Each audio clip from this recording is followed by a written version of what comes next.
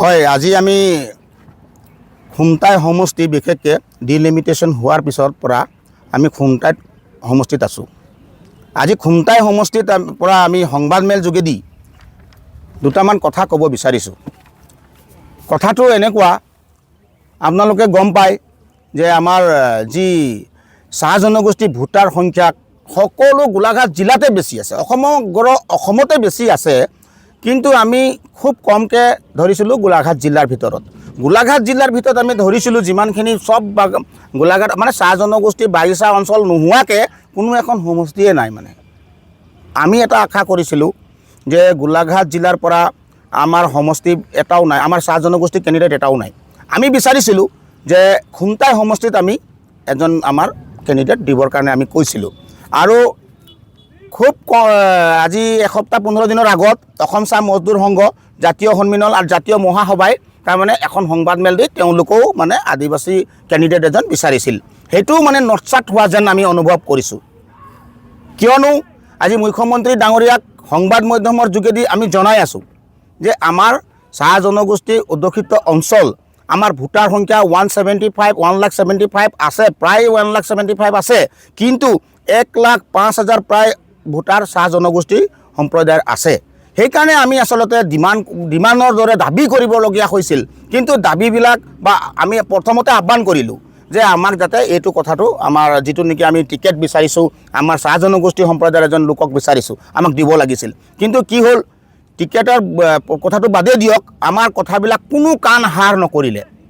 আৰু কোনো এখন চৰকাৰেও তাৰমানে এটা কথা চাওক, চাহ জনগোষ্ঠী মানুহ ভাল পায় বুলি কৈ এই ইলেকশ্যন টাইমত আহি পিনি মিঠা কথা ক'লে, কাৰোবাৰ ঘৰত যদি কোনোবা গৈ পিনি যদি থাকি পিনি যদি মৰম বুটলিব বিচাৰিছে, সেইটো মিছা কথা।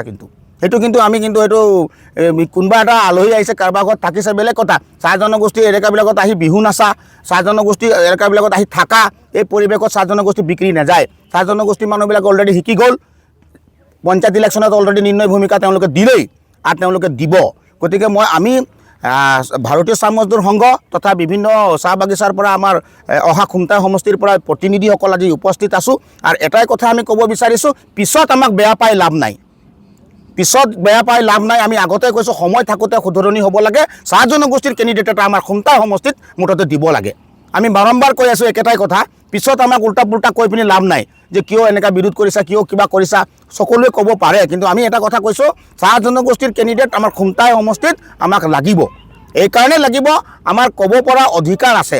যদিও আমি চাহ জনগোষ্ঠীৰ প্ৰতিটো বাগানৰ আমাৰ শ্ৰমিকসকল এক হৈ যাওঁ, তেতিয়া কিন্তু কোনো মানে আমাক হৰুৱাবও নোৱাৰে। যি কেণ্ডিডেট আহিলেও আমি জিকাই পিনি আমি আনিব পাৰিম। আমি সবকা সাথ সবকা বিকাশ ভাবি আছোঁ যে আমাক যদি মৰম কৰে, শ্ৰদ্ধা কৰে, ভক্তি কৰে, নিশ্চয় আমাৰ কেণ্ডিডেট এটা আমাক দিব। এতিয়াও সময় আছে। সময় প্ৰতি লক্ষ্য ৰাখি আচলতে যিসকল আমাৰ ভাৰতীয় বিজেপি দলত আছে, আমাৰ উপৰোক্ত দিলীপ শইকীয়াই হওক, হিমন্ত বিশ্ব শৰ্মা ডাঙৰীয়াই হওক, আচলতে তেওঁলোকক মানে আমি তদন্ত কৰক, গ্ৰাছ লেভেলত আহি তদন্ত কৰক। পিছত বেয়া পাই লাভ নাই। চাহ শ্ৰমিকসকলে বহুত দুখ পাইছে এই কথাটো।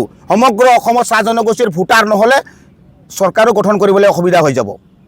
চাহ জনগোষ্ঠী যদি ভোট নহয়, আমি কৈছোঁ চৰকাৰো গঠন কৰিবলৈ অসুবিধা হৈ যাব। প্ৰত্যেকটো অঞ্চলতে, প্ৰত্যেকটো সমষ্টিতে চাহ জনগোষ্ঠীৰ ভোটাৰ সংখ্যা আছে, আমাৰ ইয়াত বেছি আছে। সেইকাৰণে আমি দাবী কৰিছোঁ, ডিমাণ্ড কৰিছোঁ। গতিকে আমি কৈ আছোঁ বাৰম্বাৰ যে আমাক নেগলিজেঞ্চ নকৰিব।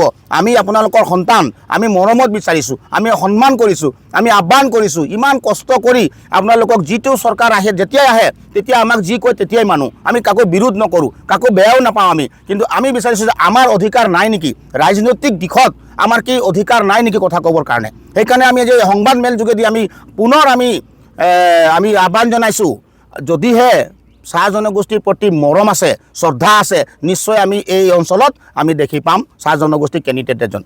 আজি আচলতে আমি বিভিন্ন চাহ বাগিচাৰ পৰা আমাৰ প্ৰতিনিধিসকল এজন দুজনকৈ আহিছে।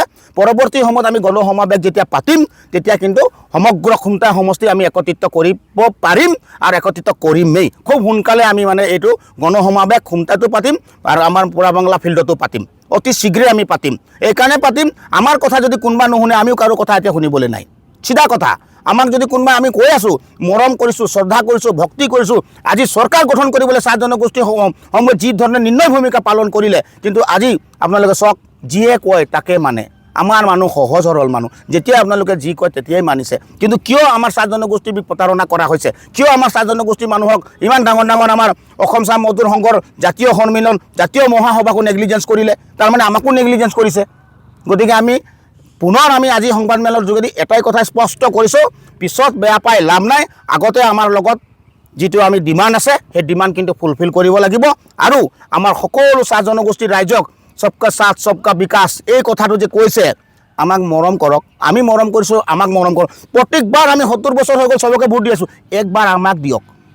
মানে খুমটাই সমষ্টি ৰিজাৰ্ভ লাগিছিল, কেতিয়াবাই হ'ব লাগিছিল। কাৰণ কংগ্ৰেছ দলৰ ৰচলীনা তিৰ্কীৰো হয় হয় তেওঁলোকে উন্নয়ন কিবা আপুনি কি ক'ব? নাই ৰজলীনা তিৰ্কী, আকলিয়াছ তিৰ্কী তেওঁলোকে আমাৰ চাহ জনগোষ্ঠী সম্প্ৰদায়ৰ মানুহ হয়। তেওঁলোকে খুমটাই সৰুপথাৰ সমষ্টি দখল কৰিছিল। সৰুপথাৰ সমষ্টি দখল কৰি চাহ জনগোষ্ঠীৰ ডেভেলপমেণ্টৰ কাৰণে কি কৰিলে ৰাইজে চাইছে। কিন্তু জাতীয় চেণ্টিমেণ্ট যেতিয়া আহি যাব সেইটো কিন্তু অলপ বিপদ হ'বও পাৰে। এইকাৰণে বিপদ হ'ব পাৰে। জাতিৰ চেণ্টিমেণ্টত আজি যোগেশ ভূঞা ডাঙৰীয়া ঘূৰি আছে, অমিত নাগ ঘূৰি আছে, আজি মনোজ কুৰ্মী ঘূৰি আছে, ৰজনীনা তিৰ্কী বাইদেউ ঘূৰি আছে। চাওক 3-4জন মানুহ আছে, 4জনৰ ভিতৰত বিজেপিয়ে নিৰ্ণয় কৰক। 2টা টাৰ্ম মনোজ কুৰ্মী ডাঙৰীয়াই সমগ্ৰ আমাৰ গোলাঘাট জিলাত নেতৃত্ব দিছে চাহ মৰ্চা হৈ। কি তেওঁ মানুহ নহয়? মনোজ কুৰ্মী কি মানুহ নহয়? মনোজ কুৰ্মীৰ দৰে তেনেকৈ কি বুৰ্বক বুলি ভাবে নেকি সকলোৱে যে তেওঁক মানে কেণ্ডিডেট হিচাপে তেওঁক চিলেকশ্যন কৰিবলৈ ইমান দেৰি লাগিছে? কেতিয়াবা দি দিব লাগিছিল এইটো? মনোজ কুৰ্মী কি বুৰ্বক হয় নেকি? 10 বছৰ তেওঁ নেতৃত্ব দিছে চাহ মৰ্চা হৈ। বিজেপিৰ চাহ মৰ্চা হৈ 10 বছৰ দিছে। মনোজ কুৰ্মী কি বুৰ্বক মানুহ নেকি? ইমান দিন নেতৃত্ব দিছে, তাক কি চকুত পৰা নাই নেকি? আজি ৰজনীনা বাইদেউ ঘূৰি আছে, আজি আমাৰ জাতীয় চেণ্টিমেণ্ট হিচাপে অমিত নাগো ঘূৰি আছে, যোগেশ ভূঞা ঘূৰি আছে। কি হ'ব এইটো? যদিহে আমাৰ জাতিক মৰম কৰে, শ্ৰদ্ধা ভক্তি কৰে, নিশ্চয় চিন্তা চৰ্চা কৰি কিন্তু এজন কেণ্ডিডেট আমাক ইয়াত অতি সোনকালে দিব। আৰু আমাকো ভোট দিবৰ কাৰণে শান্তিমতে যাতে সকলো চাহ জনগোষ্ঠীৰ মানুহ এটা আশা আকাংক্ষা যি পুহি ৰাখিছে, যেনেধৰণে আশা আকাংক্ষা আছে তেনেধৰণে যাতে ভোটটো দিব পাৰে। অন্যথা যদি কালি আমি চাহ জনগোষ্ঠীৰ ৰাইজ এক হৈ যাম, তেতিয়া আমি কিবা এটা দলক জিকাব লাগিব। কি দলক জিকাম এইটো চাহ জনগোষ্ঠীৰ কথা আছে। এইটো আমাৰ চিধা চিধি স্পষ্ট কথা। জাতীয় চেণ্টিমেণ্ট হিচাপে আমি কৈ আছোঁ বাৰম্বাৰ যে সমগ্ৰ অসমত আমি ডিমাণ্ড নাই কৰা। আমি কৈছোঁ য'ত য'ত মানে চাহ জনগোষ্ঠীক ভোটাৰ বেছি আছে তাত আপোনালোকে দিয়ক কেণ্ডিডেট দিয়ক। আমাকো সবকা সাথ সবকা বিকাশ আগবাঢ়িবলৈ দিয়ক। আমাকো ৰাজনৈতিক যিটো পাৱাৰ আছে, ৰাজনৈতিক দিশত আমাকো আগুৱাই যাবলৈ দিয়ক। সেইকাৰণে আমি কৈছোঁ যে বিকল্প আমি উলিয়াই ল'ম। গণ সমাৱেশত বিভিন্ন বাগানৰ পৰা মানুহ আহিব, গাঁৱৰ পৰা আহিব, তেওঁলোকে ডিচিশ্যন ল'ব কি কৰিলে ভাল হ'ব। But we are in one umbrella. আজিয়ে মই কৈছোঁ we are in one umbrella. আমি ঘৰে ঘৰে ডোৰ টু ডোৰ যাম। আমি কম, কিয় কম? আমাৰ জাতীয় চেণ্টিমেণ্টক মানে আঘাত আনিছে। এইকাৰণে আঘাত আনিছে, আমি কোৱা কথাকেইটা একটাও ৰাখিব পৰা নাই। আমি কৈ আছোঁ যিখিনি সেইখিনি আমাৰ কথা বিমূৰ। আজি অসম চাহ মজদুৰ সংঘ জাতীয় সন্মিলন মহাসভা সকলোৱে মিলি পিনি ইমান ধুনীয়াকৈ স্পষ্টকৈ তেওঁলোকে ক'লে যে আমাৰ চাহ জনগোষ্ঠী কেণ্ডিডেট এটা লাগি দিলে ভাল পাম। আমিও কৈছোঁ ভাল পাম। আমাক কিয় ঘৃণা কৰা হৈছে, কিয় অপমান কৰা হৈছে, কিয় প্ৰতাৰণা কৰা হৈছে? ৰাজনৈতিক দিশত কি আমাৰ খোজ দিবলৈ কি অধিকাৰ নাই নেকি? আমাৰ সমগ্ৰ অসমত আমাৰ 1,40,00,000 মানুহ আছে। প্ৰায় 1,40,00,000 মানুহৰ ভিতৰত আমাৰ MLA কেইটা আছে? আমি বাৰম্বাৰ কৈছোঁ আমাৰ MLA সংখ্যা বৃদ্ধি কৰক, আমাকো দিয়ক আপোনালোকৰ লগত হাত মিলাই খোজকাঢ়িবৰ কাৰণে। আমিও বিচাৰি আছোঁ সবকা সাথ সবকা বিকাশ। চাহ বাগিচা অঞ্চলৰ মানুহ ভোট যদি নিদিয়ে তেতিয়া আপোনালোকে জানে নেকি চৰকাৰ বনাব পাৰিব জানো? সেইকাৰণে মই বাৰম্বাৰ কথাটো কৈছোঁ, খুমটা সমষ্টিত দৃষ্টিগোচৰ ৰাখিবৰ কাৰণে মাননীয় দিলীপ শইকীয়া ডাঙৰীয়া আপোনাক সন্মান কৰোঁ, মাননীয় মুখ্যমন্ত্ৰী ডাঙৰীয়া আপোনাকো সন্মান কৰোঁ। আপোনালোকে সকলোৱে দৃষ্টিগোচৰ কৰক যে খুমটা সমষ্টিত কি হ'ব পাৰে। আজি আমি ব্যৱস্থা 100% থাকিব। এইকাৰণে থাকিব আমিও জনগোষ্ঠীৰ আমি প্ৰতিনিধি কৰিছোঁ। আমাৰ মানে এটা কথা চিধা চিধি স্পষ্ট কথা যে আমাৰ কেণ্ডিডেট এইবাৰ খুমটা সমষ্টিত হ'ব লাগে নাই নাই? হ'ব লাগে। সকলো বাগিচাৰ পৰা আহিছে, হ'ব লাগিব। এটা দুটা মানুহ সকলো বাগিচাৰ পৰা আহিছে। আমি 42 যিটো বাগিচা আছে আমি বেলেগ ডিমাণ্ড নাই কৰা। গোলাঘাটত চবতে দিয়ক বুলি নাই কোৱা। গোলাঘাট সমষ্টি চবত ডেৰগাঁও যাওক আমাৰ মানুহ আছে, বোকাখাট যাওক আমাৰ মানুহ। ক'ত নাই কওকচোন? ক'ত নাই? কোনটো সমষ্টিত নাই চাহ জনগোষ্ঠীৰ মানুহ? সেইটো কৈ দিয়কচোন। বোলে এইটোত বোলে নাই বোলে। কালি চবেই পাইছে, বড়ো পাব, নেপালী পাব, বেলেগ মানুহে ইমান মানে চিটৰ সংখ্যা পাব। আমি কিন্তু কম পাম। আমাৰো অধিকাৰ আছে ক'বৰ কাৰণে। সেইকাৰণে আজি সংবাদমেলৰ যোগেদি এটাই কথা স্পষ্ট কৰিছোঁ যে আমাক আচলতে আমাৰ কেণ্ডিডেট এজন লাগিব। আমি ভালদৰে জয়যুক্ত কৰিম। ইয়াকে কৈ আমি আজি খুমটা সমষ্টিৰ পৰা এটা বাৰ্তা প্ৰেৰণ কৰিছোঁ যাতে গ্ৰাছ লেভেলত সকলো চাহ শ্ৰমিক বন্ধু বান্ধৱে এইটো শুনি মেলি তেওঁলোকে এলাৰ্ট হৈ পিনি থাকক, সজাগ হৈ থাকক।